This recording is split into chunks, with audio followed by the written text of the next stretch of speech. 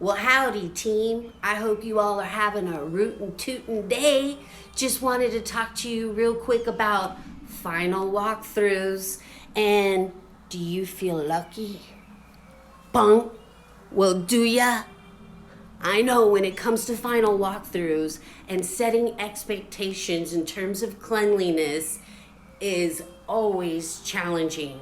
Okay, story time. So I had this listing, right? And I'm representing the seller. And after we closed, the buyers decide to do their final walkthrough.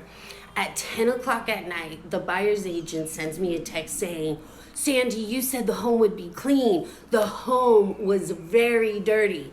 And I'm like, really? Wow. Can you please show me some pictures of what you're seeing so I can address them? She sends me a picture of a fan with dust on it. And I'm like, really? Okay. Was there anything else? She's like, the windows were dirty and this oven. And she shows me a picture of an oven with some grime in there. I mean, nothing the self-clean button couldn't take care of. Anyways, I thought, wow, this really inspired me to have this conversation with you all, to be sure to have a conversation with your clients about cleanliness and what to expect. So let's talk about sellers. So if you have an owner-occupied listing, it's very important for you to have a conversation with your sellers about their exit plan and expectations in terms of cleanliness.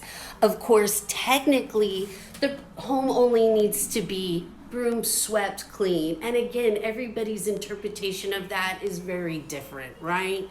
So I would say if you have an owner-occupied home, compile a list for them, clean out the drawers, clean the fan, clean the windows, clean the oven, the refrigerator, detail everything as much as possible. And if that's too much for them, have them plan on getting a cleaning company to come on in and clean up before they leave. Or you as a courtesy can offer that if they hire you as their listing agent to pay for.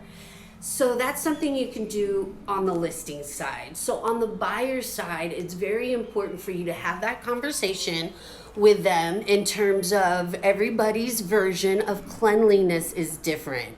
And some buyers really don't care. It's not a big deal.